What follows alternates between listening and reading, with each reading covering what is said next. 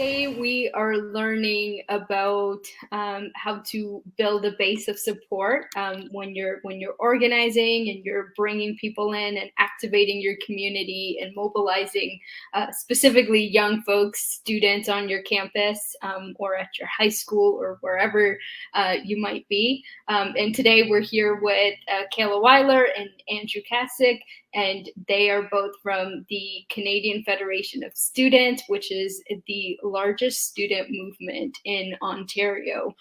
So without further ado, I'm going to pass it on to you both to introduce yourselves and dive right in. Great. Hi, everyone. So I'll thanks, Serene, so much for the introduction and for the invitation as well. My name is Kayla Weiler. My pronouns are she and her, and I'm the National Executive Representative for the CFS Ontario. And I studied at the University of Guelph. Andrew? My name is Andrew Kesik. My pronouns are he, him, and I'm a community organizer at CFS Ontario. And I studied at and I'm currently a student at U of T at the St. George campus downtown Toronto. Sweet. So we wanted to start with a land acknowledgement for this presentation. It's something that's really important to be mindful and actually have at the center of your organizing work.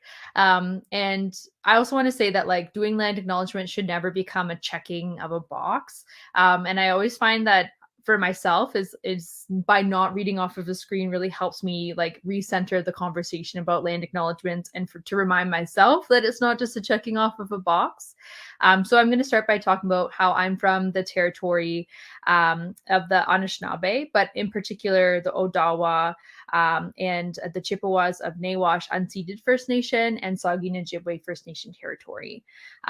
This land is now home to many First Nation, Inuit, and Métis peoples. This area is the Saugeen Peninsula, and it's now the colonized name is the Bruce Peninsula. And I find it's really interesting to talk about this land because there's been a lot of issues when it comes to access to water.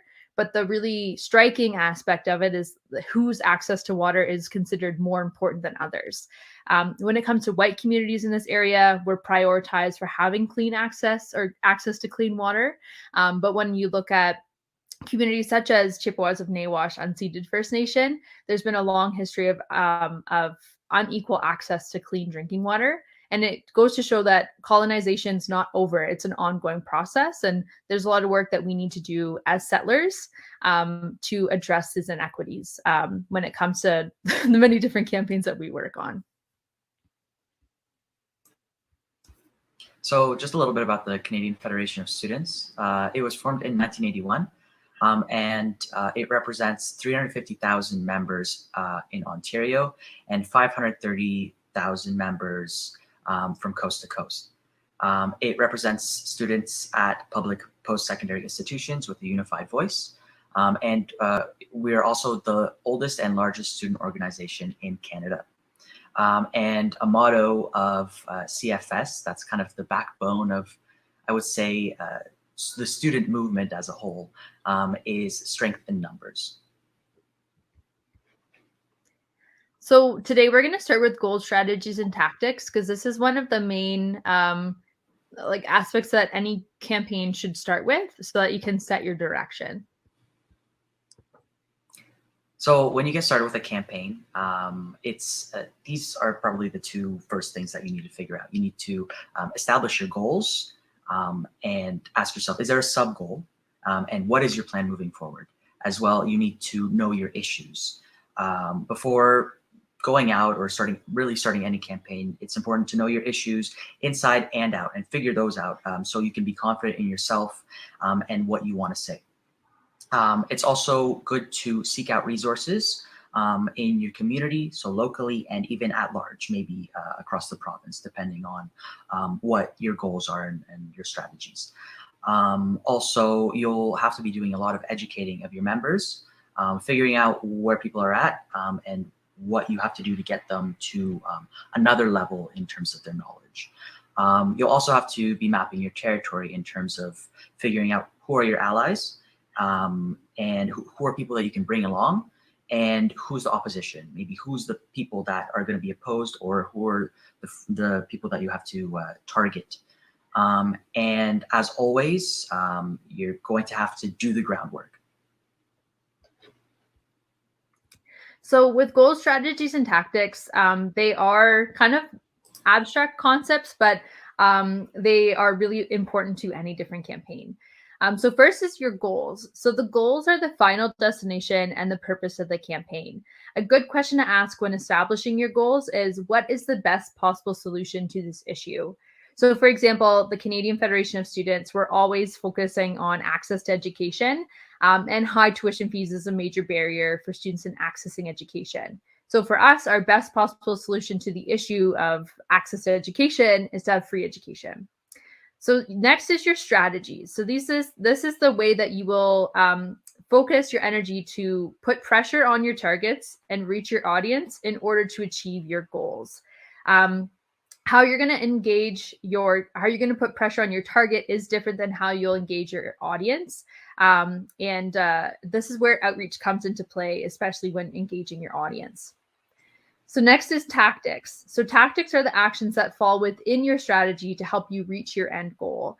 The best tactics are the ones that put pressure on your target and that are engaging for your audience and for your campaign to take part in. But it's important to note that don't make tactics your goal. So for example, oftentimes people say, let's organize a general strike. That is not necessarily your goal, but it's a tactic to help achieve your goal. So soon your campaign's going to take off and you're going to have 30 people on your campaign and you're not going to know what to do with them. So that's why this slide is so important. It's important to know how the campaigns are going to cycle and to know that campaigns are cyclical, because you're going to have to repeat this and in order to bring new people in. So at the Federation, we think of 3 steps for a campaign: educate, agitate, and organize. We start with simpler and a low-level engagement tactics. For example, sharing leaflets, speaking in classes about our campaign. The audience at this point is mainly being educated and receiving information about the issue at hand. Next, we'll increase the level of engagement and ask more from the audience. We want their input at this stage. This input can be their signature in a petition or their opinion in a town hall. And then we'll evaluate and see where folks are at. And if they're ready, then we increase. And lastly, we go into full participation from our members. Now we'll invite them to organize with us through walkouts, coalitions, rallies, and other forms of direct action. So it's important to remember that these campaigns are cyclical. So, even though education is always where you're going to start, don't be afraid to jump back and forth through these steps, depending on what you think is needed. You could go to agitate. You could think agitate is your next step and then organize, but maybe you find out folks are not ready to organize yet, and maybe you have to go back to educate to bring more people along. So next, we'll go more in depth about outreach tactics. So outreach is an activity or an action that is used to inform people about an issue. Outreach is a necessary step to every good campaign. And outreach must be ongoing, and you must diversify your outreach tactics. So why do we do outreach? So outreach is an activity or action that informs people about an issue. It involves talking to individuals about your issue, usually in order to have them take some sort of action. Outreach is essential to every good campaign. Without outreach, you are hanging out with a bunch of people you agree with, which that's not necessarily bad, but you want to be bringing more people on. Outreach can bring new ideas to people who had never heard about your issue before. For example, I learned about free education from someone tabling at my university. So the point is to bring new people in and not to try and win debates. While outreach generally involves talking to individuals, you have to be diverse in the tactics that you use and who you bring on in order to reach more people and to keep things interesting for you and other folks. It also has to be ongoing, so consistency is key. There are lots of people to reach, and the more you reach out to them, the more people you're going to have on your side. And outreach helps you get more people on your side and grow your cause, and Kayla's going to talk a little bit about that on the next slide. So when you're going to start doing outreach, an important thing to do is map out your strategy. So the first question to ask is, what is your community context? So each community is unique and has a different context. So how someone would organize in Guelph would be different than how they would organize in Toronto. And that would also be different from how they organize in rural Ontario. An important thing to note is that you know your community very well. So that's an important thing to consider when thinking about how to reach your community. The next is to identify allies in the community. So this can look like allies when it comes to they have the same kind of political goals as you, or the same campaign goals as you, or they have an interesting proximity to decision makers. So some allies that would be seen on campus include students' unions, labor unions, clubs, and different community groups. A next question to ask is, what relationships do your allies have with decision makers? Additionally, is what are different kind of resources that can be shared amongst your community? So mapping out your strategy is really important to figure out who are your allies and how you can help use them to do your outreach. When it comes to the physical sense of mapping out your strategy, this looks like on campus of identifying different buildings on campus, cafeterias, different busy walkways. But what it looks like in your community is mapping out different workplaces, community centers, places where people gather, farmers markets, and honestly, my favorite place, the bus terminal. That's where you catch a lot of people coming and going throughout the day. It's important to take a survey of your area. So who is affected by the issue, and who are people who are not directly affected by the issue but could get involved. So I'm going to dive into some general tips for outreach. And these are things that work in any kind of outreach setting and are fundamental to the process of doing outreach. So first, know the issues inside and out so you can answer any and all tough questions. Have an outreach team and never do outreach alone. This is good to make sure that you have people to back you up when you get those tough questions, but also a person to help you debrief and plan ahead. The next is the outreach using the half and half rule. So what that looks like is if you do 1 hour of outreach, you should do 1 hour of follow-up. It's always important to do switching up locations and tactics and events because if you outreach in the same place every day, you might encounter the same people. Always important to do outreach before an event so that you have something that you can get people involved with. So by promoting an upcoming event is a great way to bring them back into your campaign once again. Another tip is team someone up who has a bit of experience with outreach with someone who is new so that they can learn from each other and have fun. I actually find outreach extremely fun. So I'm going to talk about one really good way to do outreach, which is it involves tabling. So this photo here is an example of what a good table looks like, minus the person standing in the back. It's always good to have somebody standing in the front instead. And it's so here are some ways to set up a good table, essentially. So be engaged and make eye contact. It's always good to find a good opening line that catches people. So this is a line that you can share with other people, among other members of your campaign. It's usually something that will kind of get people thinking about it right away and kind of stop them in their tracks. With these kinds of tables, you're going to be doing a lot more listening than you are talking. So when you're talking to people, use a lot of personal stories and experiences and kind of take a pause and listen to what they have to say and see how you can make those connections with them. And if people don't want to talk, don't push it. It's okay. There's always going to be another person. And that's why when you're standing in front of your table and you also have your table set up in a place that's strategic and perhaps even like in a busy hallway like this table was, you can catch a lot of people just by standing in front and maybe having like a leaflet that you can give them. So other good tips just to have your table like looking really good. Just never have your drinks on the table. Don't wear sunglasses. Make eye contact. I said this already, but just make that eye contact with folks. And make sure it's set up in a busy place so you can reach a lot of people. So some productive conversation tips that we have here are really good for any kind of outreach. If you're tabling, flyering, and we're going to talk about door knocking as well. But ultimately, like this is a great way to pull people into your campaign.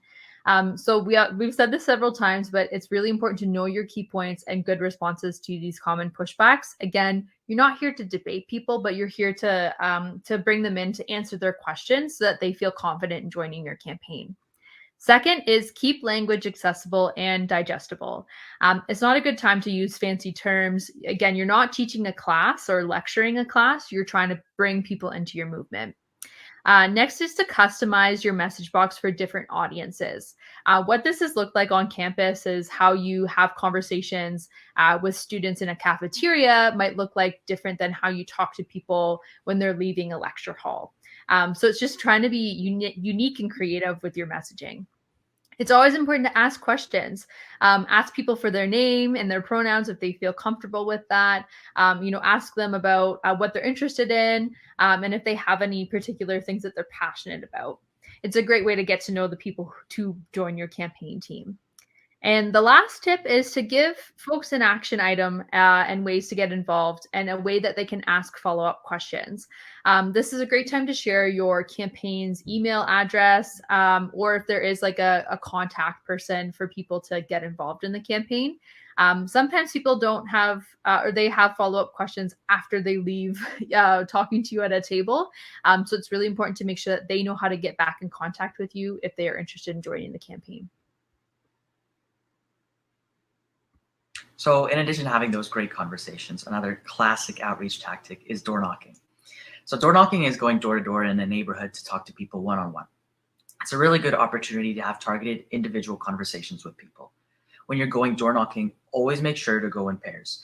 That doesn't necessarily mean you both have to go to the same houses, although that's still a good idea, but you can also alternate houses. It's just always important to never go alone. And that goes for most other forms of outreach as well. So just like with tabling, you also want to make eye contact. Like with any conversation, it's important to connect with who you're talking to demonstrate you're engaged in the conversation and conveying important information to them. When you're door knocking, like with any outreach, make sure you have something actionable to ask supporters to do. For example, you can ask them to sign a petition, sign up for more information, or attend an upcoming event. Of course, you also might not have everyone answer the door when you're door knocking, so make sure you can bring some materials to leave at the door so you've still distributed information. And in the current pandemic, tabling and door knocking are higher risk activities, and that's why it's important to be safe and wear a mask, do the social distancing, and only go or do these outreach actions when you're comfortable.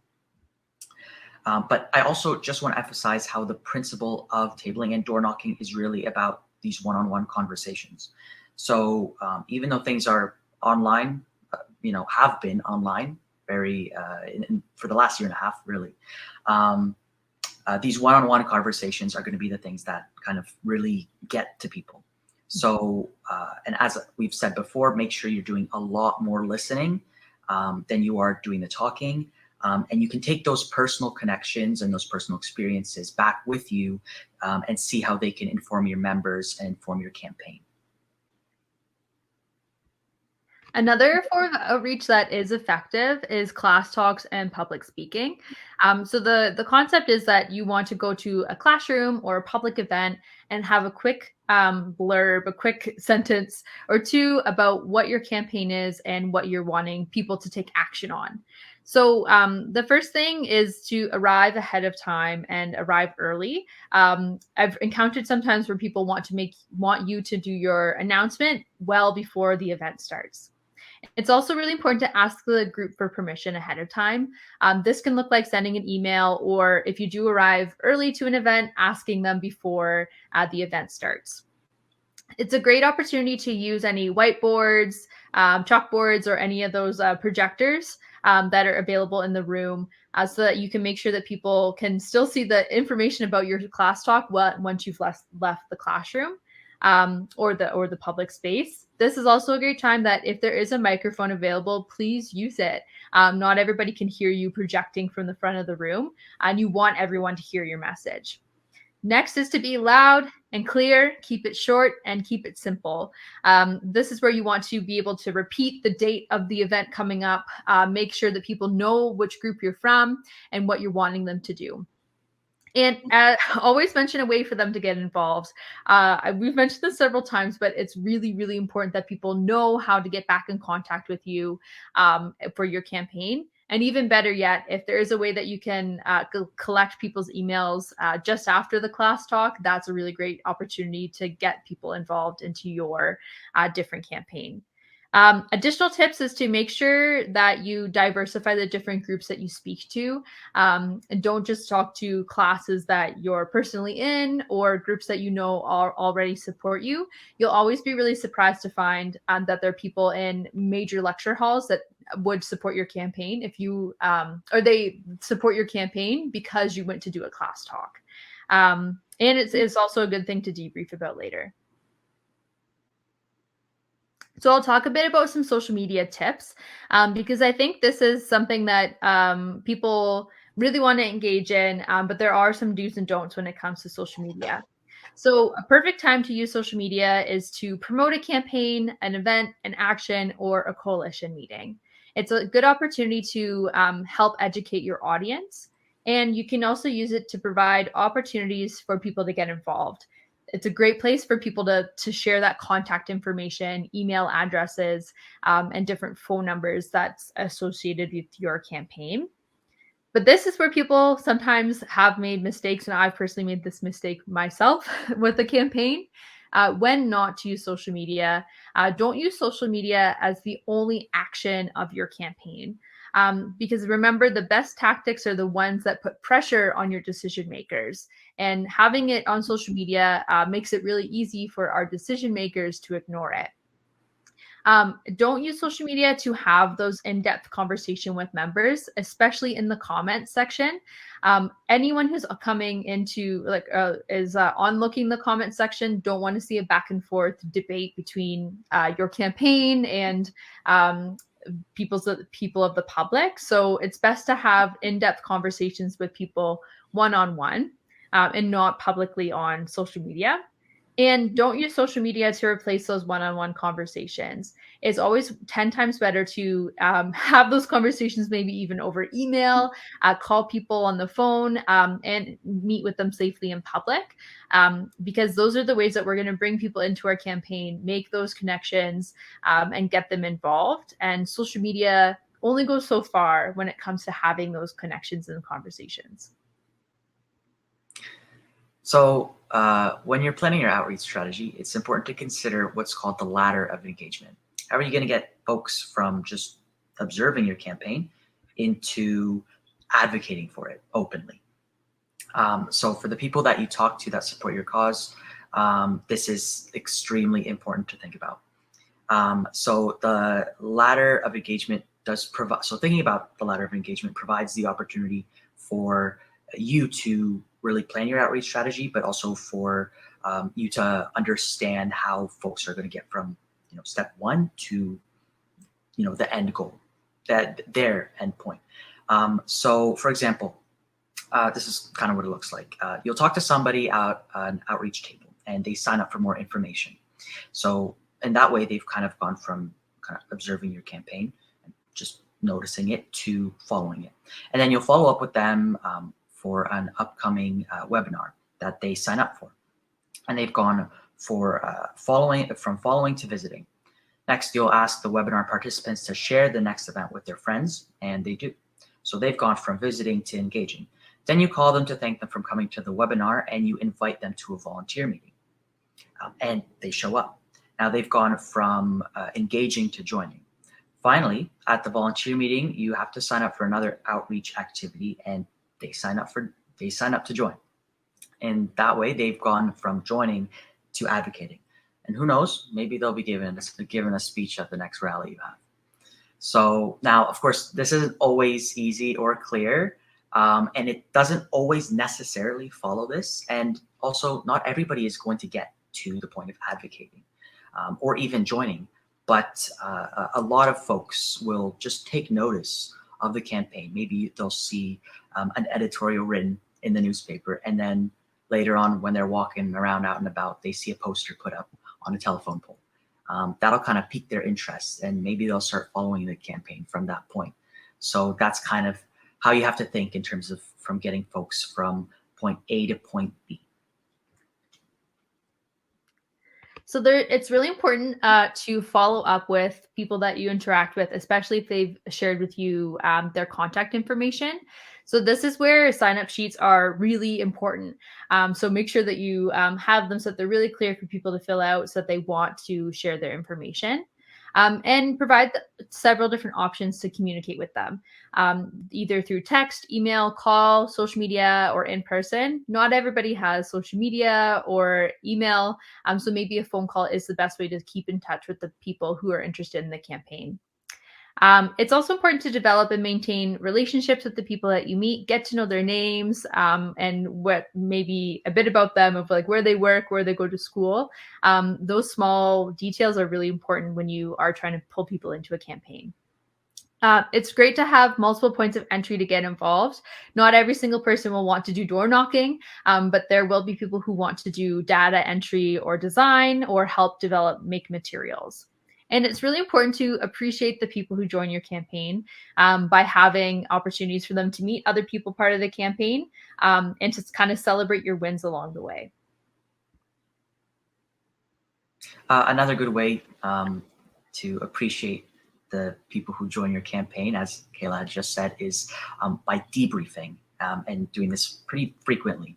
And so you want to follow up with people that you've outreached to, but you also want to make sure that you do debrief as a team.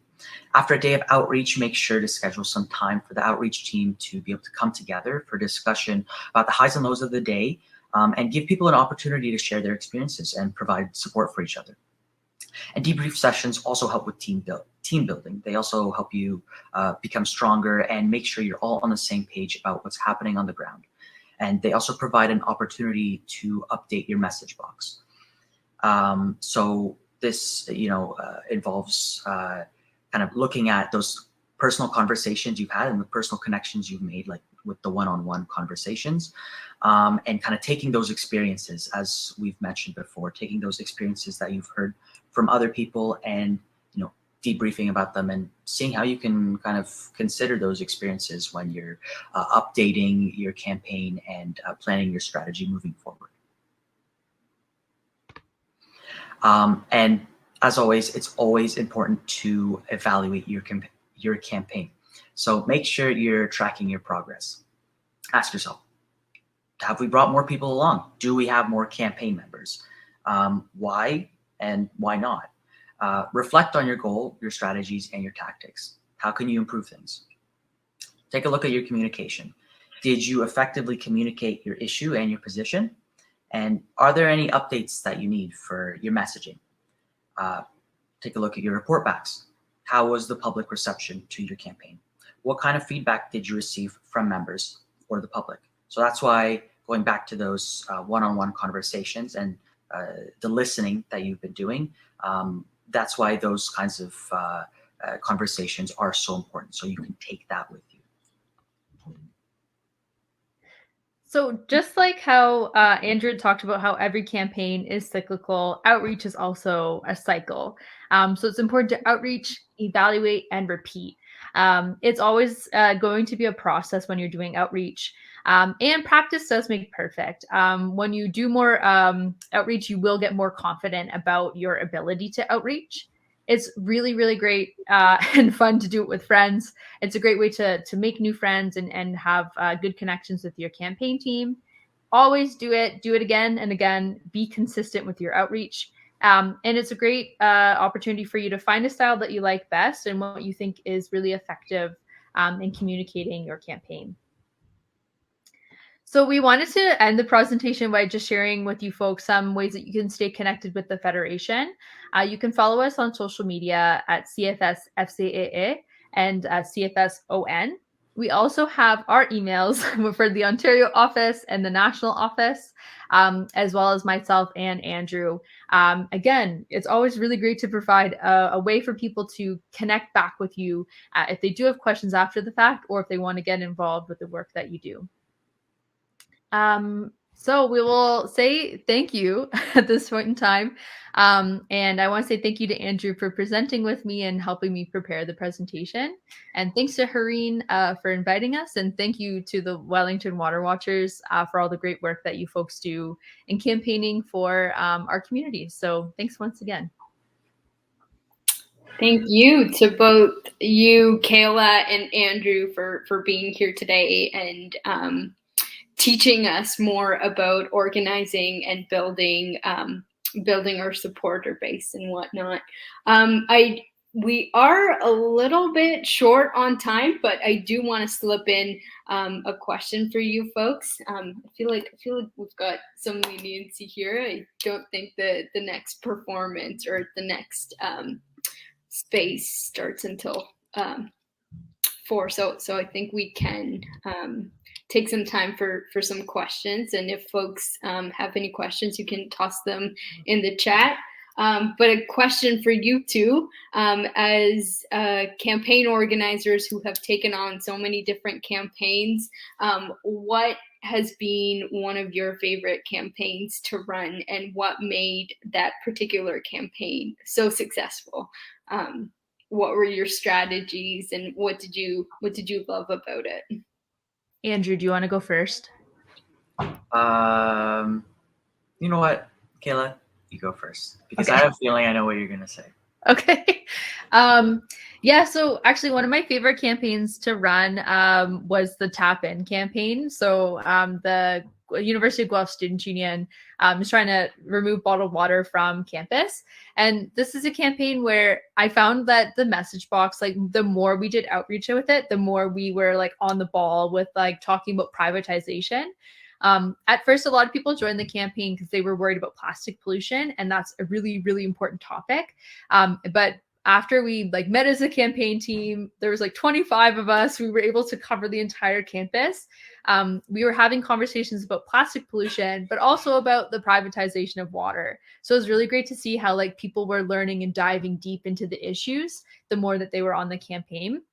And it like although it wasn't successful in my time with ending the sale of bottled water on campus, it was still really, really cool to see that this campaign that had kind of slowed down a bit was able to pick up speed and be really, really big once again, but also continue after I was left the campus. So that was really fun to see the continuation of a campaign. For me, I guess, and this one, I feel like this is so obvious for me. Probably my favorite campaign to run is campaigns for free education, free tuition. Just because of how flexible it is, you can seriously, it covers so many issues. If you can you can unite kind of people over free tuition and free education, but you can also take that and branch out into other things. Because I've seen people connected to, and people have been doing this very frequently recently, connecting it to Indigenous struggles. In that we believe that free education and free tuition is a treaty right, and so that needs to be followed, and it's not really, it's not being followed. So I think that that's a treaty right. I've seen people connected to environmental issues, especially with the ongoing privatization of education, and who's helping fuel the privatization and corporatization of education. At U of T, it's a lot of mining companies, and that really can reach a lot of people both here downtown and also in parts of Ontario, if we're just making it province specific, in parts of Ontario where mining issues are a big thing, and environmental issues in communities are, that's kind of like the number one issue there. And people have even connected it to international issues. You can look at other countries across the globe that already have free education, and you can look at why they're prioritizing free education versus things like defense budgets, and compare that with what we're doing here, and actually look at how much it's going to cost. And there's a lot of myth busting that goes with free education, and you can find, and I find that you can bring a lot of people along with it that might not be brought along with maybe talking about something like military budgets if you just talked about that. So you can really bring a lot of people on, and I think that is kind of what makes it so great. Thank you for that.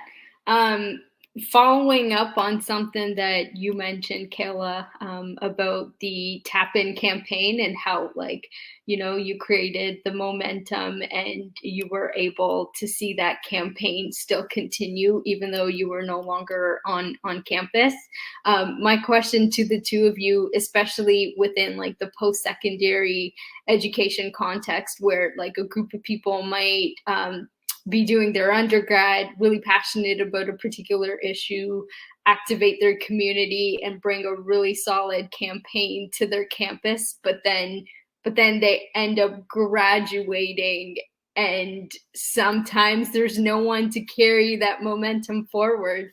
So my question to you two is, how do you ensure the sustainability and longevity of a campaign even after the people that were the original people that brought that campaign to campus, to then continue that campaign even long after they're gone? I guess one thing that I think about whenever I'm kind of running a campaign, especially one that I've been brought into and that's already existed way longer than I have, but even if you're going to kind of maybe take aspects of that and create an entirely new campaign, is how to bring more people along. And I think we touched a little bit, or maybe a lot, on that in this presentation, about how educating is, for a lot of people, is going to be the first step, and figuring out where your community and the people that you're trying to reach, where they're at in terms of their knowledge, or how comfortable they are with doing certain actions, or if they already have that experience working on other campaigns or for other issues, and kind of taking a stock of like where folks are at and how can we bring them to the level that to a level where they're comfortable with sharing that knowledge with other people, with newer people, and bringing more and more people along. So that's why the educating part is so important, because if you can do that, then you can bring more people along. And that's not just educating on the issues, but educating on the tactics, because those folks also have to know, like, okay, I'm learning about the issues, but how can I get this out there to other people? And it's a kind of process where you like learn more by doing it. And that's also why like you pair along like somebody who's experienced and somebody who's really new. And they'll learn just by doing it over and over. And that's kind of, in my experience, how more people have been brought along and been able to pass on that knowledge to other people long after you've graduated or moved away. I can be extremely quick because I know that we're at the end of the time. Building off of everything that Andrew had said was also to making sure that people feel like their decisions of the campaign, that they're part of it. That's something I noticed with the divestment campaign at the University of Guelph. It started in 2014, and they didn't reach their goal until several years later. And the people had graduated, even moved to a different country. But what they had is they brought new people in, and they didn't say, oh, you're just a volunteer. No, it was like, you're part of this campaign. You may help us make the decisions. And so when people feel like that they are part of a group where their voice can be heard and they can help make the decisions, then they're going to come back every year and they're going to say, well, I'll take the baton. I'm not into relay race stuff, but like, that's how I think of it, is like pass on the baton for the next people, but also like make sure that even if someone is in first year or they're brand new to the campaign, listen to what they have to say so that they feel like they're making the decisions too. Exactly. That was beautifully said, passing on the baton. And then exactly what you said, Andrew, about like a very solid knowledge transfer through actually doing the work and like trusting the newer folks coming into the organization to then have the tools that they need to actually then continue that campaign. So yeah, thank you so much for joining us today and sharing with us. Really do appreciate having you here.